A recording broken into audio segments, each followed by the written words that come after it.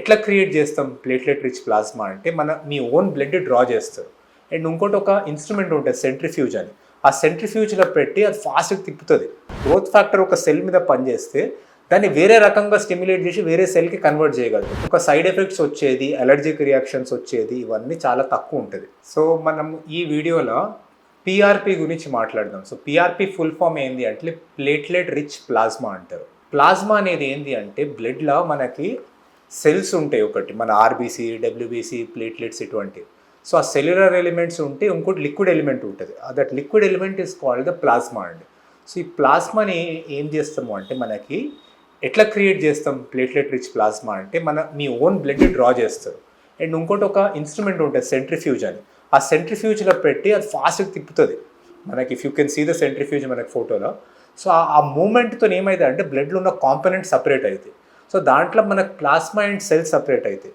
So మనకి రెండు things కావాలి, ఒకటి ప్లాస్మా, ఇంకోటి ప్లేట్లెట్స్. ఈ ప్లేట్లెట్స్ అనేవి నార్మల్గా ఏం చేస్తాయి అంటే బ్లడ్ క్లాటింగ్లో హెల్ప్ చేస్తాయి. సో అది platelets main work. Healing factors and growth factors ఉంటాయి దాంట్లో. అంటే గ్రోత్ ఫ్యాక్టర్స్ ఏంటి అంటే దాని మీనింగ్ ఏంటి అంటే ఒక గ్రోత్ ఫ్యాక్టర్ ఒక సెల్ మీద పనిచేస్తే దాన్ని వేరే రకంగా స్టిమ్యులేట్ చేసి వేరే సెల్కి కన్వర్ట్ చేయగలుగుతుంది. Those are called growth factor. ఒక సెల్ లినియేజ్ దాని పాత్వే మార్చగలుగుతుంది. ఇవన్నీ ప్లేట్లెట్స్ లెక్క ఉంటాయి కాబట్టి ప్లేట్లెట్ రిచ్ ప్లాస్మా అనేది మీ ఓన్ బ్లడ్తో క్రియేట్ చేసి కొన్ని స్ట్రక్చర్స్కి హీలింగ్ ఇంప్రూవ్ చేస్తాయి. ఎందుకంటే హీలింగ్ ఇంప్రూవ్ చేయడానికి చేయబడిన ట్రీట్మెంట్స్ ఇవి. సో ఎటువంటి స్ట్రక్చర్స్లో ప్లేట్లెట్ రిచ్ ప్లాస్మా ఇవ్వగలుగుతాము అంటే మెయిన్ థింగ్ మనకి మజిల్ ఇంజురీస్ ఒకటి.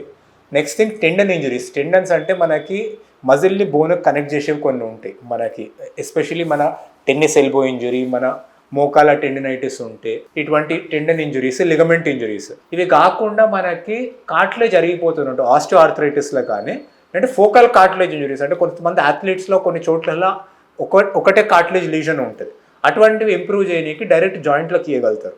ఇది మనకు platelet rich plasma healing improve చేస్తుంది. మనకి సెవరల్ స్టడీస్ ఉన్నాయండి అది హీలింగ్ ఇంప్రూవ్ చేస్తుంది అని. ఎట్లా ఇంప్రూవ్ చేస్తా అంటే through the use of growth factors. మనకి బాడీ న్యాచురల్ రిపేర్ మెకానిజమ్స్ని అది యాక్సిలరేట్ చేస్తుంది, ఎన్హాన్స్ చేస్తుంది.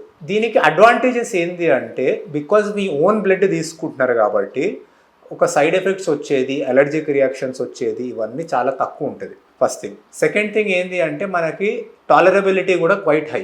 ఇది ప్లేట్లెట్ రిచ్ ప్లాస్మా యూజెస్ మనకి. ఇంకోటి ఏంది అంటే దీని ఎఫెక్ట్స్ జనరల్లీ పర్మనెంట్ ఉండకపోవచ్చు, మనకి రిపీట్ ఇంజెక్షన్స్ అవసరం పడవచ్చు. అండ్ ఇంకొన్ని ఆర్థోపెడిక్ కానీ ఏరియాస్లో కూడా ప్లేట్లెట్ రిచ్ ప్లాస్మా యూజ్ చేస్తున్నారు. లైక్ మన బాల్డ్నెస్లో, మనకి హెయిర్ లాస్లో, హెయిర్ గ్రోత్కి, ఇటువంటి వాటికి, టిష్యూ రిపేర్కి ప్లేట్లెట్ రిచ్ ప్లాస్మా యూజ్ చేస్తున్నారు. సమ్టైమ్స్ మనకి కొన్ని చోట్ల ఎట్లయితే అంటే కొన్ని చోట్లలో యూజ్ చేయలేం. సపోజ్ ఒక టెండన్ కంప్లీట్గా టేర్ అయింది, సపోజ్ రొటేటర్ కఫ్ టేర్ అయ్యి రిట్రాక్ట్ అయింది, అది మెకానికల్గా మనం రిపేర్ చేయకుండా మనం పిఆర్పి ఇస్తే అంత యూజ్ ఉండదు. సో మనం సర్జరీ ద్వారా దాన్ని టేర్ అయిన టెండన్ని రిపేర్ చేసి తర్వాత రిపేర్ని హీల్ చేయడానికి పోస్ట్ ఆప్లో మనం పిఆర్పి ఇవ్వగలుగుతాం, అయితే థియేటర్లో కానీ బయట కానీ. సో కొన్ని చోట్ల యూజ్ కాదు, లైక్ కంప్లీట్గా మెకానికల్గా డిస్రప్షన్ ఉంది అంటే ఆ టైంలో మనకు సర్జరీ చేసి సర్జరీ తర్వాత మనము ఈ పిఆర్పి ఇంజెక్షన్ ఇచ్చే అవసరం ఉంటుంది. ఇది మనకి platelet rich plasma uses. Generally quite safe, మీ ఓన్ బ్లడ్తో తయారు చేస్తారు. అండ్ మనకు ప్రోవెన్ బెనిఫిట్స్ ఉన్నాయి. సమ్ టైమ్స్ బెనిఫిట్స్ పర్మనెంట్ ఉండకపోవచ్చు కానీ రిపీట్ ఇంజెక్షన్స్ అవసరం పడవచ్చు. Thank you.